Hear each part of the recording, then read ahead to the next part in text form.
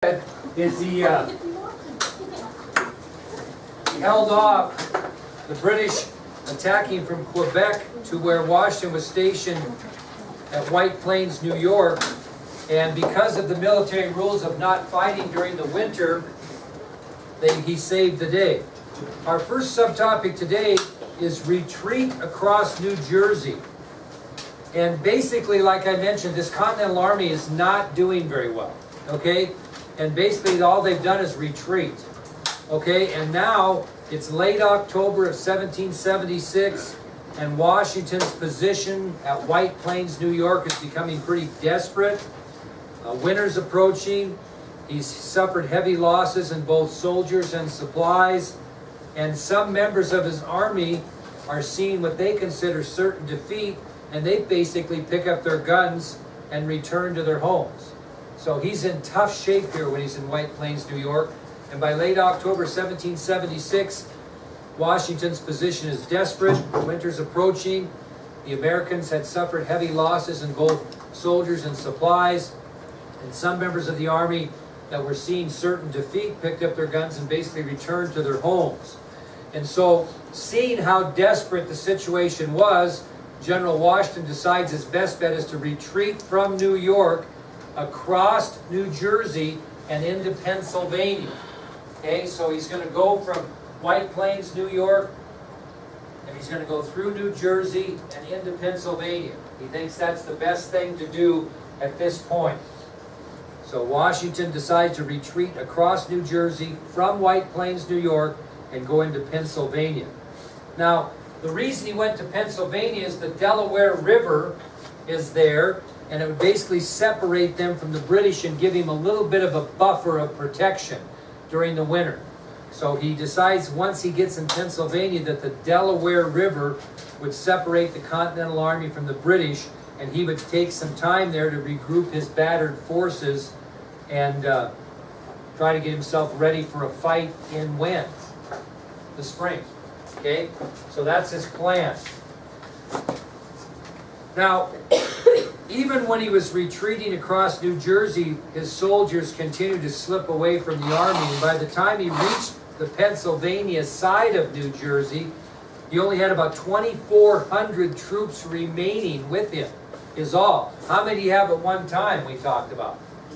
19,000. So by the time they get retreated across New Jersey, soldiers continue to slip away from the army, and by the time he gets on the Pennsylvania side of New Jersey, he's only got about 2,400 troops remaining with him. And so Washington's thinking, and he's got this philosophy, we either got to go big or go home. In other words, we got to produce something big and positive here, or we're done. Okay? Sometimes when you're the underdog in a sporting event, you got to put everything you have into that event. You go big or go home. You either put out every bit of effort, or you just give up and decide to lose. So, that was the retreat across New Jersey. He simply feels it's better to get across into Pennsylvania. He can regroup and try to get his battered forces ready to go, maybe recruit some more men, get kind of rested up, and then he decides we either got to go big or go home at this point. He's about had it.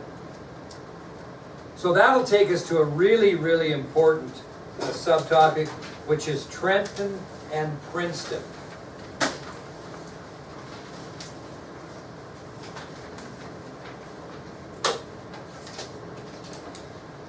So, picture this. It's December 22nd, 1776. And at this point, the American Revolution is all but lost for the colonists. They are at the lowest point they could possibly be at this juncture.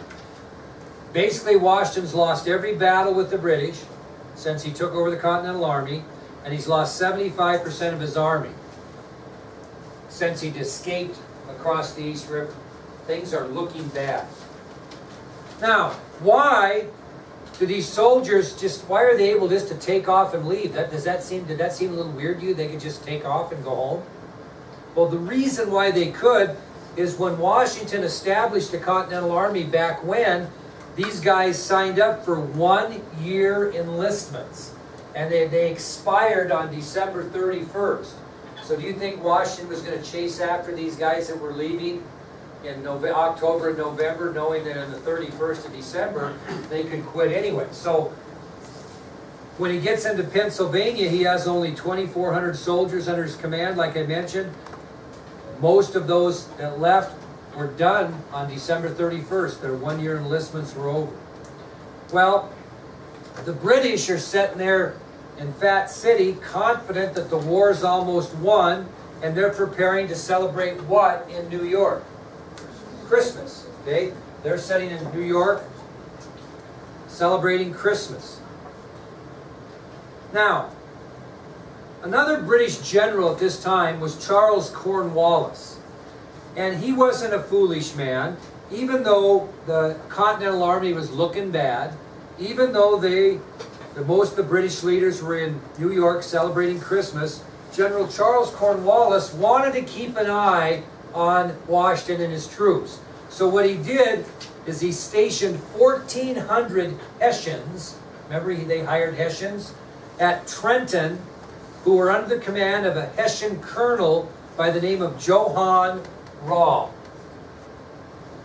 Johann Rall, excuse me. So to keep an eye on the Americans, General Charles Cornwallis stationed 1,400 Hessians at Trenton under the command of Hessian Colonel Johann Rall. Where is Trenton? What state is Trenton located in now? New Jersey. So that's where they're at. These Hessian troops, 1,400 strong, under the command of Colonel Johann Rall, are stationed at Trenton, basically there to keep an eye on the Continental Army. Now, Washington's sitting back thinking at this point in the war, we got to have a decisive victory by the Continental Army if we're going to rescue the revolution. Otherwise, we're going to be done. So he's got to figure out how he's going to get a victory in this particular war to get the confidence going and to get men to come back. Well, he really gets a break when a British spy, now put that in quotations, when a British spy is captured and brought directly to him while they are camped in Pennsylvania. So Washington receives a lucky break and some good news when a, quote, British spy is captured and brought directly to him.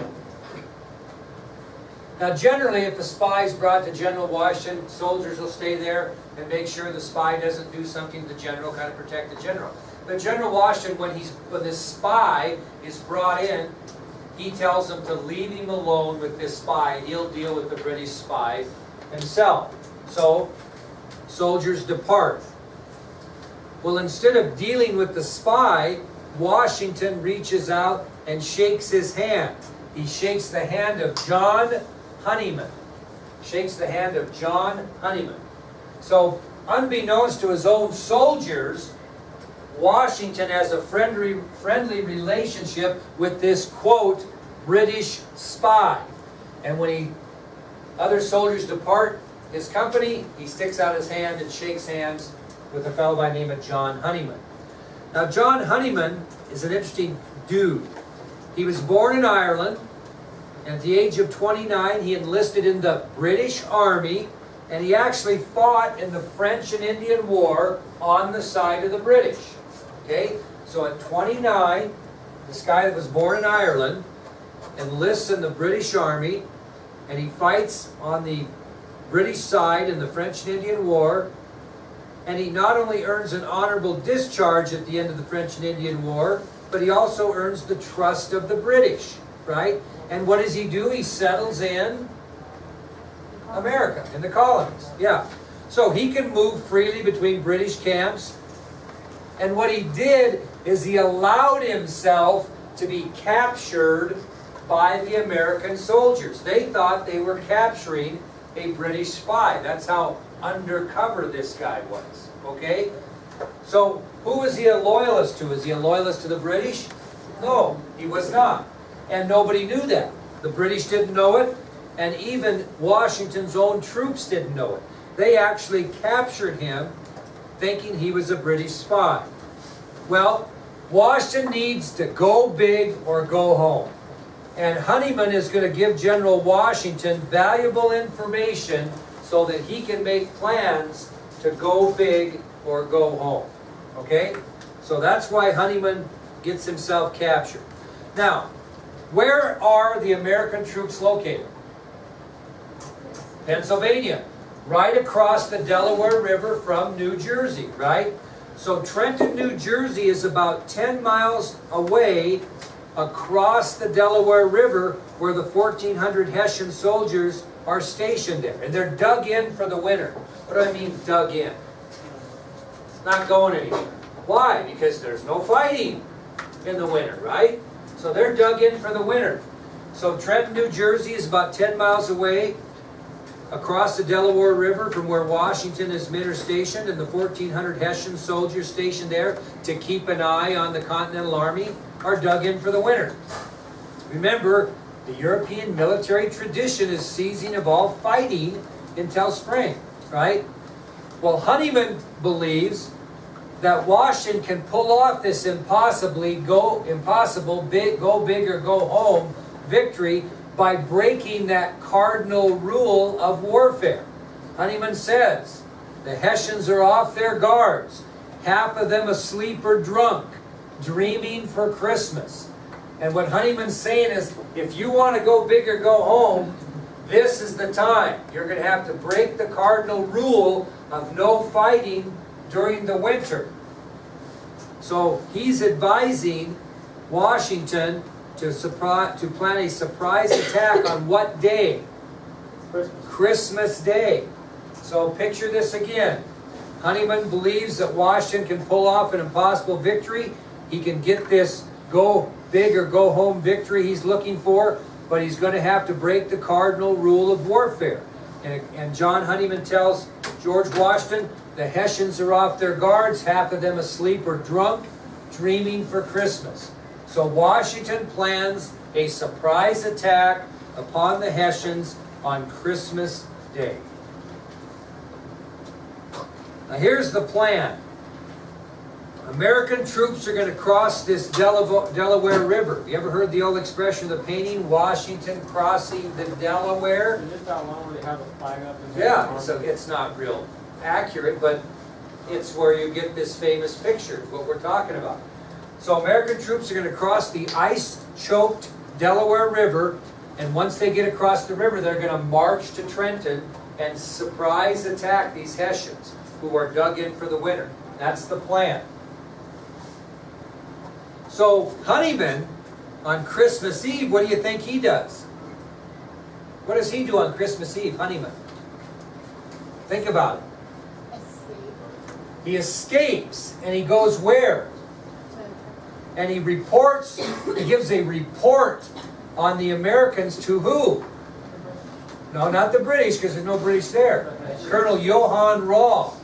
So Honeyman leaves, escapes, goes over to Trenton, and gives a false report, basically, to Colonel Johann Rall, because the British believe Honeyman is a loyalist spy on their side. So he has no trouble getting a meeting with Rall, and Honeyman tells Rall that he's been to the American camp. And he describes the colonial army in these three ways. So Honeyman goes back to Trenton. Because he's perceived as a loyalist spy, he has no trouble seeing Colonel Rall, and he explains, hey, I've been over to the American camp spying, and I saw the colonial army, and this is what they are. They're, number one, in disarray. He explains that the colonial army, or the Continental Army, is in disarray. He tells them they're in disarray. He tells Rall that the Continental Army is lacking materials. They don't have the proper materials to pose any threat. And he also tells Rall that the Continental Army is on the edge of mutiny. Those are the bits of information that John Honeyman, who they believe is a loyalist spy, gives Rall about the Continental Army. They're in disarray, they're lacking proper materials, and they're on the edge of mutiny. So, Rall is delighted at the news that Honeyman has given him, and he's now going to lower his guard. Okay? First of all, he thinks that's true. Second of all, he doesn't think that anybody's going to break the cardinal rule of attacking in the winter. Well, in the late afternoon on Christmas Day, the Americans begin to cross the Delaware River in 3 different locations. 3 different locations.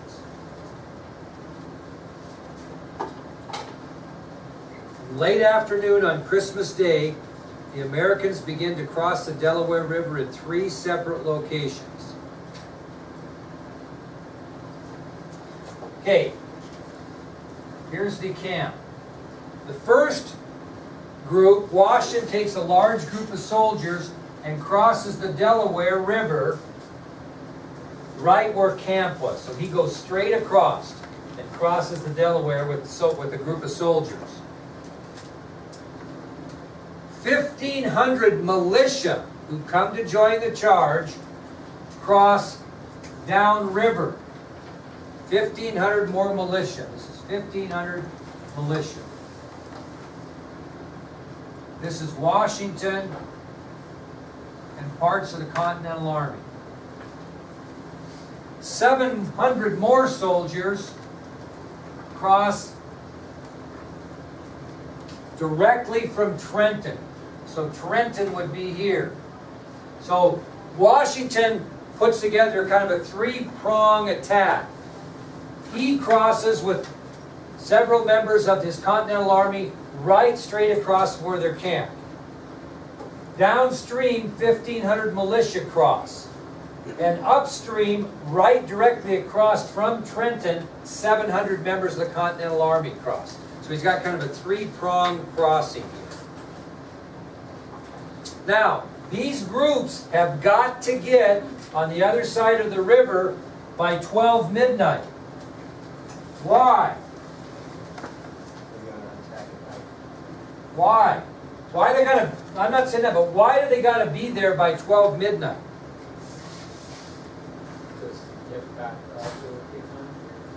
To get to Trenton by dawn, they can't go get there late, because if they get late, they're going to get spotted. When do they want to attack? At dawn, when they're not prepared. So the basic rule is, these 3 prongs have got to get across the Delaware, which is not easy to do because it's ice choked. And they got to be across and be ready to march to Trenton by 12 midnight, which should be actually the day after Christmas, correct? Okay? Being late would eliminate the element of surprise, crucial to victory. Well, by the time George Washington and his men complete the trip across the Delaware, it is 4 a.m. They're 4 hours late. Okay? On top of that trouble, Washington finds out that the other 2 prongs of the attack did not make it across at all. So he's on his own. Okay, he's on his own.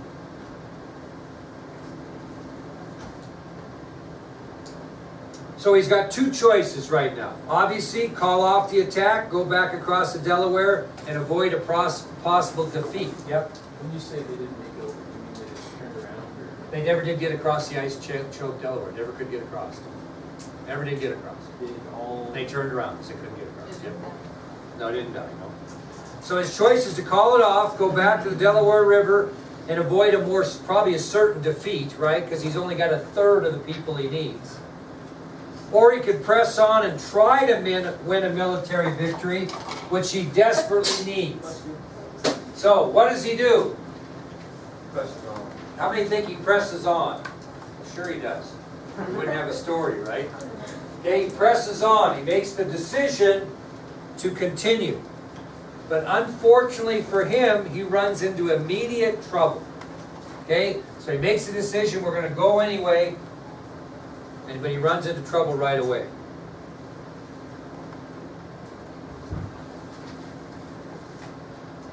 A loyalist spy has witnessed the crossing by Washington and his troops, and what is he doing?